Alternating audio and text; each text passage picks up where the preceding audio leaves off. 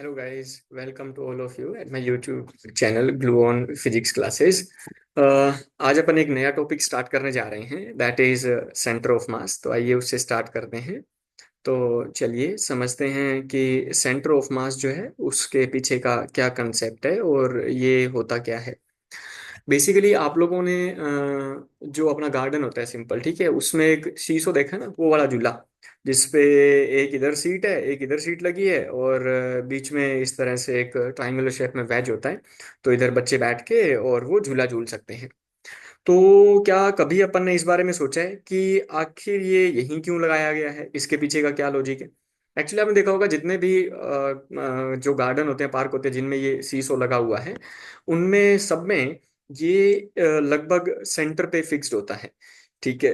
अगर क्या है, लेट अस सपोज, मान लीजिए कि यहाँ तो एक पतला दुबला सा बंदा बैठा है बिल्कुल एकदम, ठीक है, और दूसरी तरफ अपन ने क्या किया, एक मोटा हैवी सा बंदा बैठा दिया अपन ने। तो आप समझते हैं इस बात को कि ये वाली साइड जो है this will go down and this will क्या होगा, गो अप। ठीक है। तो क्या ये झूला झूल पाएंगे? नहीं। तो इनको मजे नहीं आएंगे झूला झूलने में। तो आखिर हम ये चाहते हैं कि ये दोनों झूला झूलें और दोनों को मजे आए। तो उस चीज के लिए क्या करेंगे, उस चीज के लिए अपन ये कर सकते हैं कि ये जो वेज है ना, इसको आप खिसका सकते हैं। अगर आप इस वेज को इस साइड में खिसकाएं, अगर लेट अस सपोज प्रैक्टिकली, तो आप ये सोचिए ये साइड तो पहले से ही नीचे है। तो क्या हो जाएगा कि ये साइड जो है, क्या ये ऊपर उठ पाएगी जो हैवी बंदे वाली है? बिल्कुल नहीं। ठीक है, ये ऊपर नहीं उठेगी। तो करना क्या होगा कि अपने इस वेज को शायद इस साइड में शिफ्ट करेंगे। अगर इस साइड में शिफ्ट करते हैं इस वेज को, तो हो सकता है कि ये बंदा जो है ये नीचे आना स्टार्ट हो जाए और ये कहाँ आना स्टार्ट हो जाए, ऊपर। हम धीरे धीरे इसको खिसकाते जाएंगे, एक ऐसे पॉइंट पे इसको लेके आएंगे कि जब ये दोनों जो हैं वो क्या करें, झूला झूले, यानी कि ये नीचे जाए, ये क्या करे, ये ऊपर जाए। फिर ये क्या करेगा, ये ऊपर जाएगा और ये क्या करेगा, नीचे जाएगा। अब ये जिस पॉइंट पे बेटा जी आप इसको लेके आए हो यहाँ पे, ठीक है, ये कहा जाएगा, ये पूरा जो सिस्टम है, इस सिस्टम में जो तीन चीजें हैं मेनली, दैट इज ये एक तो सीस ऑफ खुद है, बाद में ये दो जो मैन हैं ये वाले हैं। ठीक है। इस पूरे सिस्टम का क्या है, ये सेंटर ऑफ मास है, यानी कि इस पूरे मास का क्या है, एक तरह से सेंटर है। तो इस पूरे मास का एक तरह से सेंटर है। इस चीज का क्या सेंस है यहाँ पे, मतलब ये चीज क्या सेंस बनाती है, यानी कि यहाँ पे अगर मैं कहूँ कि what is centre of mass, how will I define centre of mass. तो अपन ये बोलते हैं कि सेंटर ऑफ मास जो होता है, COM से लिखेंगे अपन इसे। सेंटर ऑफ मास जो है that is nothing but it is the just, अपन ये बोलते हैं कि एक ऐसा पॉइंट जहां पे, ठीक है, किसी भी मास सिस्टम का एक ऐसा पॉइंट जहां पे उस सिस्टम का पूरा मास आप कॉन्सेंट्रेटेड एज्यूम कर सकते हैं, उस पॉइंट को नाम दिया गया है कि वो पॉइंट जो है वो क्या है, सेंटर ऑफ मास है। यानी कि पूरे सिस्टम का मास किसी एक पॉइंट पे कॉन्सेंट्रेटेड एज्यूम कर सकते हैं। तो उसे अपन बोलेंगे कि वो point is nothing but that is the centre of mass. अब देखिए एक और एग्जांपल इसका जो बेसिक सा होता है, जो पुराने जमाने वाला तराजू होता है, देखा ना आपने न्यायपालिका में जो तराजू होता है वो वाला, ठीक है, इस वाले की बात कर रहा हूं मैं। तो जो पुराने जमाने वाला है, इसमें क्या होता है, यहाँ पे बीच में एक निडल फिक्स होती है। ठीक है। जैसे मान लीजिए यहाँ पे मैंने एक 1 किलो का भार रख दिया, ठीक है। तो दूसरी तरफ क्या है, लेट अस सपोज कि कोई सब्जी वाला है, वो अगर मान लीजिए कि आलू बेच रहा है, ठीक है, तो वो क्या करेगा, जब तक इधर 1 kg के इक्वल क्या नहीं डालेगा, पोटेटोज नहीं डालेगा, तब तक ये नीडल क्या होगा, इधर इस साइड में घूमी रहती है। ठीक है। या फिर अपोजिट साइड में होगी, अपोजिट साइड में क्यों होगी, मतलब थोड़ा सा ध्यान देना होगा आपको कि देखिए इस वाले का मास जो है ये क्या है, कम है, उस वाले का ज्यादा है, तो ये नीडल होगी इस साइड में झुकी हुई। जैसे जैसे वो और इसमें पोटेटोज डालता जा रहा है, धीरे धीरे ये नीडल क्या होगी, इस सेंटर वाले पार्ट की ओर, ठीक है, इस वाले पॉइंट की ओर क्या होती जाएगी, धीरे धीरे रोटेट होती जाएगी। अब क्या होगा इस केस में, जैसे यहाँ पे 1 किलो पूरा हुआ, ये बिल्कुल सेंटर में आके क्या हो जाएगी, फिक्स हो जाएगी। अब क्या हुआ, अब आप ये बोल सकते हैं कि यहाँ पे हम, कि भाई ये जो नीडल है जो यहाँ पे फिक्स हुई है, ठीक है जी, तो ये जो नीडल वाला पार्ट है, अगर मान लीजिए मैं इधर 1 kg से ज्यादा अगर लेटर सपोज मैं क्या डालता हूँ, पोटेटो डाल दो, तो ये नीडल क्या करेगी, इस साइड में चली जाएगी। तो ये जो कंसेप्ट है ना, ये भी बेसिकली किसके बेस पे है, ये भी है सेंटर ऑफ मास के बेस पे। तो सेंटर ऑफ मास के बेस पे क्यों, क्योंकि यहाँ दोनों तरफ जो है वो मास क्या कर रहा है, बैलेंस कर रहा है, इसीलिए ये बिल्कुल क्या है, सेंटर अलाइंड है। अगर इधर का मास कम है, इधर का मास ज्यादा है, तो ये क्या होगी, राइट साइड अलाइन होगी। अगर इधर का मास ज्यादा है, ठीक है, लेफ्ट साइड का, और ये राइट साइड का मास कम है, तो ये क्या होगी, लेफ्ट साइड अलाइन होगी।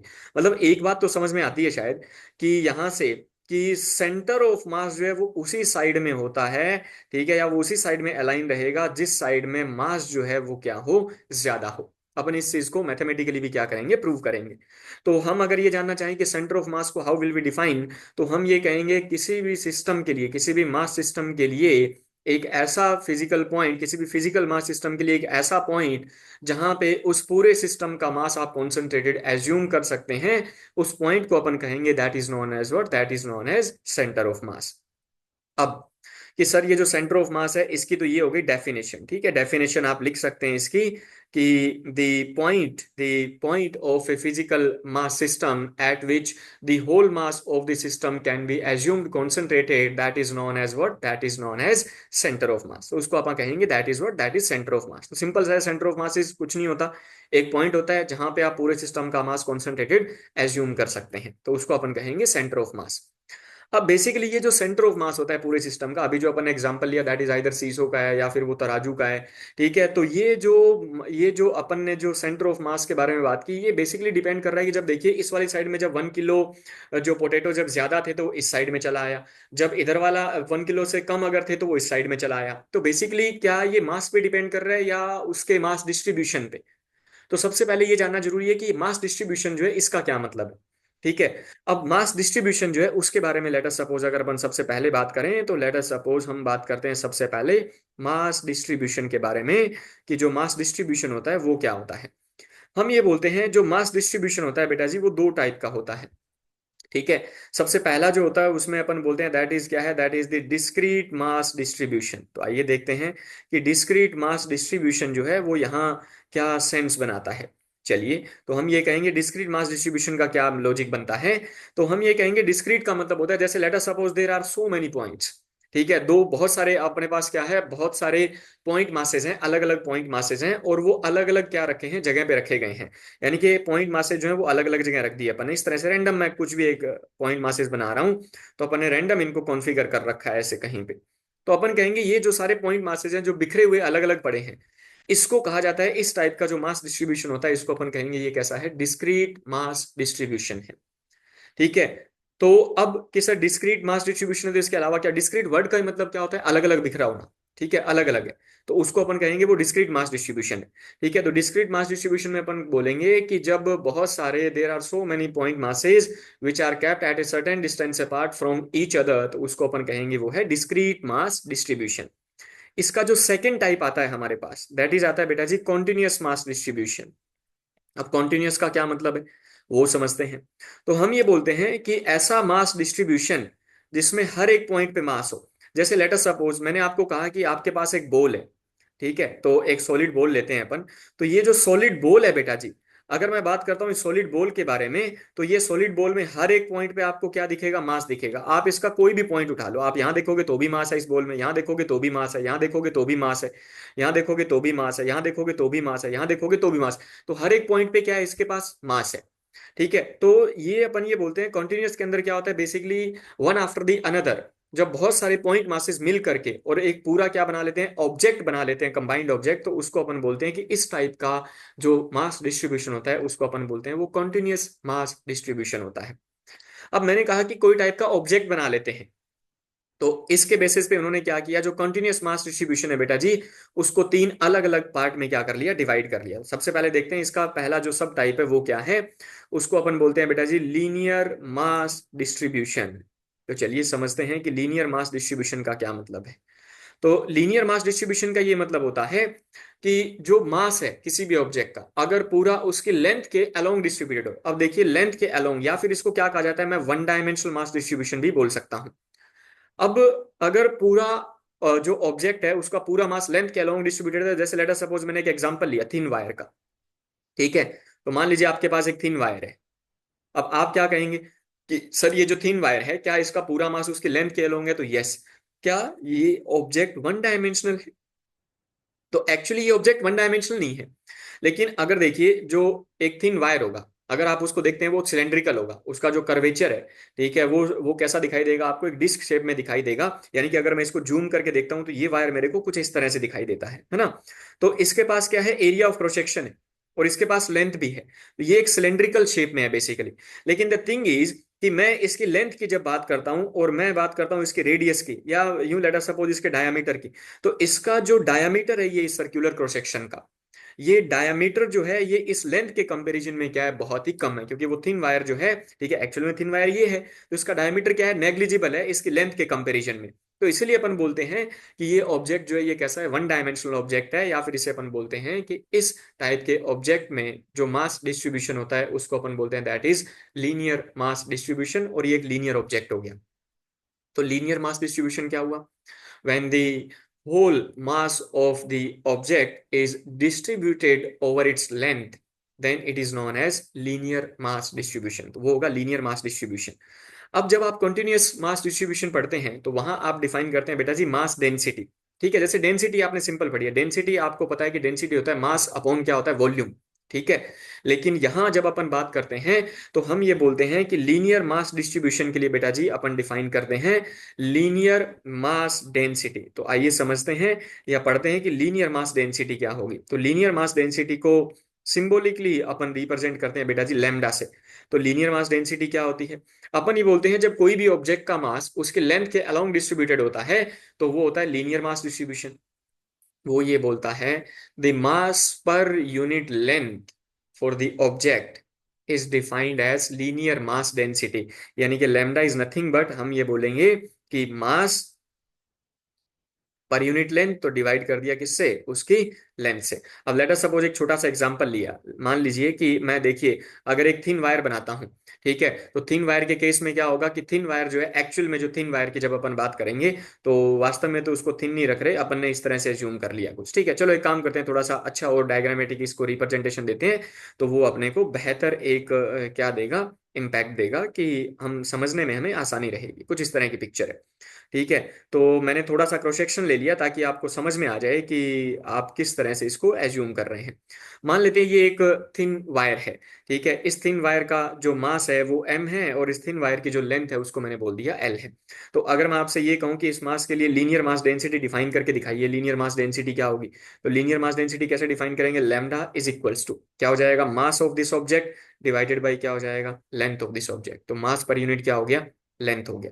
अब ये जो अपन ने फिजिकल क्वांटिटी पढ़ी है linear mass density, physical quantity वो होती है जो मेजरेबल होती है, तो इसको मेजर कर सकते हैं। तो अगर मैं बात करता हूं इसके यूनिट की, तो let us talk about the SI unit of it. तो मास की एसआई यूनिट होती है बेटा जी किलोग्राम, और लेंथ की एसआई यूनिट क्या होती है, मीटर। अगर हम सीजीएस यूनिट की बात करें तो मास की सीजीएस यूनिट होती है ग्राम और लेंथ की सीजीएस यूनिट होती है centimetre. What if I will talk about the dimensional formula, तो आप जानते हैं मास का जो पावर है दैट इज 1, तो मास की डायमेंशन कैपिटल एम की पावर 1, और लेंथ की डायमेंशन जो है इसको अगर मीटर को मीटर इनवर्स लिखें तो लेंथ की पावर क्या है, -1। तो m1l-1, इफ यू विश आप t0 भी लिख सकते हैं, टी यहाँ पे टाइम को रिप्रेजेंट करेगा जो यहाँ पे नहीं है।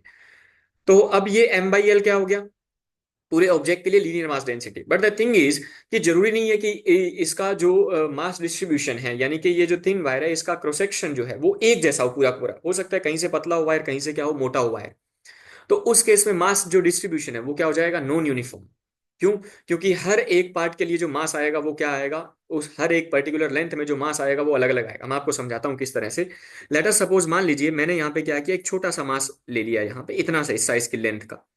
मान लेते हैं इस हिस्से की लेंथ को मैंने बोल दिया बेटा जी ये डीएल है। ठीक है, इस हिस्से की लेंथ डीएल है, सिंस छोटा सा लेंथ है तो इसके एलिमेंटल मास को क्या नाम दे दिया, डीएम। तो अगर मैं आपको ये कहूं कि इस छोटे से हिस्से के लिए आप मेरे को क्या लिख के बताइए कि ये जो छोटा सा पार्ट है बेटा जी, इस पार्ट के लिए अगर मैं आपसे ये कहूं कि भाई मुझे ये बताओ कि इसकी मास आप डेंसिटी कैसे लिखेंगे, तो मास डेंसिटी विल राइट कि सर इसकी mass density is given as that is dm, इसका मास हो गया, और इसकी लेंथ कितनी है, टी है।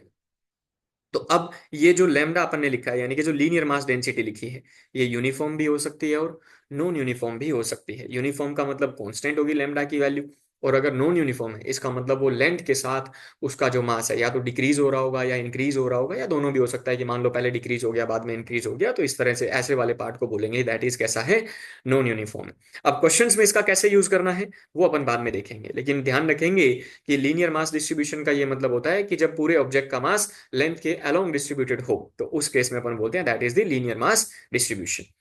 अब अपन आगे चलते हैं, इसमें जो second type of mass distribution, जैसे पहला हो गया लीनियर मास डिस्ट्रीब्यूशन, अब अपन देखते हैं सेकंड इसका टाइप जो है दैट इज व्हाट। तो चलिए सेकंड सब टाइप इसका है, अपन बोलते हैं सुपरफिशियल मास डिस्ट्रीब्यूशन। चलिए तो सुपरफिशियल या फिर एरियल मास डिस्ट्रीब्यूशन। ठीक है जी। तो सुपरफिशियल या एरियल मास डिस्ट्रीब्यूशन का ये मतलब होता है बेटा जी कि इस बार जो ऑब्जेक्ट है, ठीक है, इसको लेट अस सपोज अपन ने कहा टू डायमेंशनल मास डिस्ट्रीब्यूशन। इस बार जो मास आपका डिस्ट्रीब्यूटेड है वो कहाँ डिस्ट्रीब्यूटेड होगा? That will be distributed over the surface area. अब जैसे एग्जांपल क्या लेते हैं, जैसे मान लीजिए मैंने आपसे कहा एक डिस्क है, ठीक है। अब आप ये बात बहुत अच्छे से समझते हैं कि सर जो डिस्क है ना, उसमें जो मास होगा वो कहाँ होगा? हर एक पॉइंट पे होगा, ऐसे उसके सरफेस एरिया में। अब क्या ये टू डायमेंशनल ऑब्जेक्ट है? भी इसका सरफेस एरिया क्या है? इसका वॉल्यूम नहीं होता। देखो वॉल्यूम होता है, क्योंकि ये जो डिस्क है इसकी पर्टिकुलर क्या होती है? थिकनेस। लेकिन वो थिकनेस इसके सरफेस एरिया के कंपेरिजन में कैसी है? नेग्लिजिबल। इसीलिए अपन बोलते हैं कि उस डायमेंशन को अपन ने नेग्लेक्ट कर दिया। तो इसका जो पूरा मास है that is distributed over its, अपन क्या बोलेंगे? Surface area. तो अपन ये कहेंगे, अपन हम कहेंगे कि इस केस में जब अपन सुपरफिशियल या एरियल मास डिस्ट्रीब्यूशन की बात करते हैं, तो when the whole mass of the object is distributed over its surface area, then it is known as what? Then it is known as superficial और aerial mass distribution, या फिर two dimensional mass distribution भी बोल सकते हैं। अब जैसे ये तो मैंने एग्जांपल लिया डिस्क का। अगर मैं आप लोगों से ये पूछूं, let us suppose there is a hollow sphere, मान लीजिए एक होलोस्फियर है। आप बताइए एक होलोस्फियर के लिए कैसा लिखेंगे? क्या होलोस्फियर जो है उस केस में उसका जो मास है वो कहाँ होगा? क्या अंदर इसके है मास? अंदर से तो होलो है तो अंदर तो मास होगा नहीं। ठीक है, तो पूरा मास कहाँ होगा? इसके एरिया पे डिस्ट्रीब्यूटेड होगा, यहाँ बाहर वाले पार्ट पे, सरफेस पे इसके। तो इसलिए अपन बोलेंगे कि जो होलोस्फियर है उसमें भी कैसा है? सरफेस या फिर सुपरफिशियल मास डिस्ट्रीब्यूशन है। ठीक है, टू डायमेंशनल मास डिस्ट्रीब्यूशन है। देखिए ऑब्जेक्ट को आइडेंटिफाई नहीं करें, ये नहीं सोचें कि अगर थ्री डायमेंशनल ऑब्जेक्ट, देखिए स्फीयर जो है वो कैसा ऑब्जेक्ट है? एक थ्री डायमेंशनल ऑब्जेक्ट है। अगर 2D में बनाना होता तो 2D में नहीं बना सकता मैं एक होलोस्फीयर को। आप देख सकते हैं डिस्क और होलोस्फीयर एक जैसे दिखाई दे रहे हैं, लेकिन द थिंग इज कि होलोस्फीयर का जो पूरा मास है उसके सरफेस पे डिस्ट्रीब्यूटेड है। तो ये ऑब्जेक्ट भले ही थ्री डायमेंशनल है, लेकिन इसका मास कहाँ डिस्ट्रीब्यूटेड है? Over its surface. तो जहां भी सरफेस पे मास डिस्ट्रीब्यूटेड हो उसको अपन बोलेंगे वो सुपरफिशियल सरफेस मास डिस्ट्रीब्यूशन या फिर एरियल मास डिस्ट्रीब्यूशन होगा, या फिर इसको अपन टू डायमेंशनल मास डिस्ट्रीब्यूशन कहेंगे। तो जैसे होलो सिलेंडर है तो उसमें भी पूरा मास कहाँ होगा? उसके सरफेस एरिया पे। तो उसको अपन कहेंगे that is what? That is the superficial mass distribution है।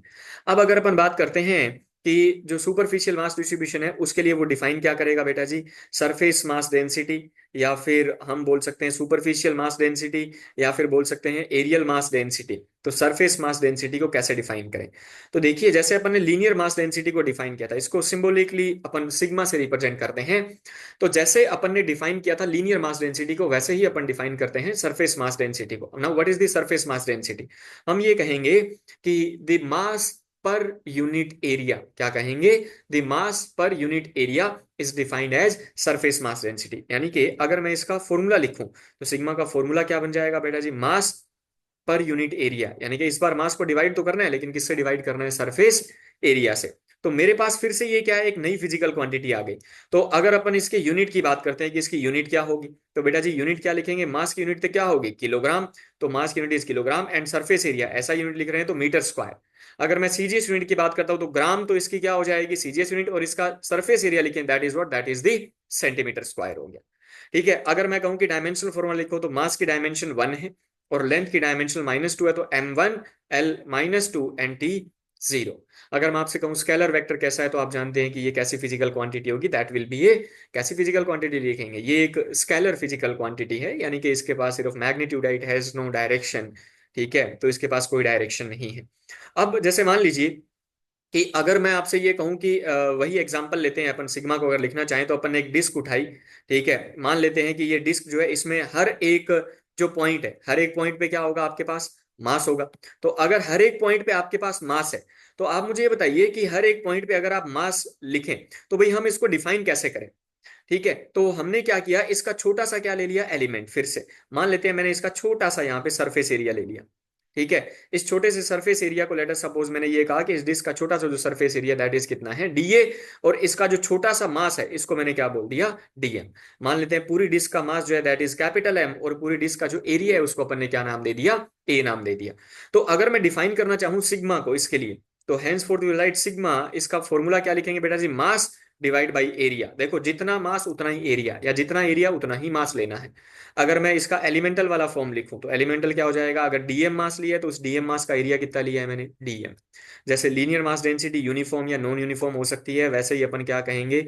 ये जो सरफेस मास डेंसिटी है ठीक है, जैसे linear mass density uniform non uniform थी, वैसे ही सरफेस मास डेंसिटी यूनिफॉर्म या नॉन यूनिफॉर्म हो सकती है। हो सकता है डिस्क में किसी साइड में मास ज्यादा और किसी साइड में मास क्या हो, कम। जैसे मान लो मैंने एक डिस्क बनाई, ठीक है, उसका अपर हाफ मैंने वुड से बना दिया, लोअर हाफ मैंने मेटल से बना दिया, ठीक है, यानी कि आयरन से बना दिया लेटर सपोज। तो लोअर हाफ में मास क्या होगा, आप जानते हैं आयरन में लोअर हाफ का मास क्या होगा, ज्यादा होगा एज कंपेयर टू अगर अपन एक वुड लेते हैं तो उसके कंपेरिजन में। ठीक है जी, तो वो नॉन यूनिफॉर्म भी हो सकता है। लेकिन अपर हाफ के लिए कैसी होगी, यूनिफॉर्म। लोअर हाफ के लिए कैसी होगी, यूनिफॉर्म लेटर सपोज। लेकिन पूरी डिस्क के लिए देखें तो कैसी होगी, नॉन यूनिफॉर्म। तो ये यूनिफॉर्म या फिर नॉन यूनिफॉर्म कैसी भी हो सकती है। वैसे ही जैसे अपन ने वन डायमेंशनल, टू डायमेंशनल या लीनियर मास डेंसिटी या फिर जो सरफेस मास डेंसिटी डिफाइन की है, या लीनियर मास डिस्ट्रीब्यूशन लिया है या सरफेस मास डिस्ट्रीब्यूशन लिया है, सिमिलरली अपन डिफाइन करते हैं इसका जो थर्ड टाइप होता है उसको, that is what, that is the volumetric mass distribution. तो चलिए देखते हैं वॉल्यूमेट्रिक मास डिस्ट्रीब्यूशन जो है वो क्या होता है।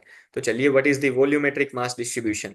तो हम ये बोलते हैं कि जब किसी भी ऑब्जेक्ट का पूरा मास उसके वॉल्यूम में डिस्ट्रीब्यूटेड हो। लेट अस सपोज इस बार मैंने एक सॉलिड स्फीयर ले लिया, तो सॉलिड स्फीयर में क्या होगा, हर एक जगह मास होगा, ठीक है।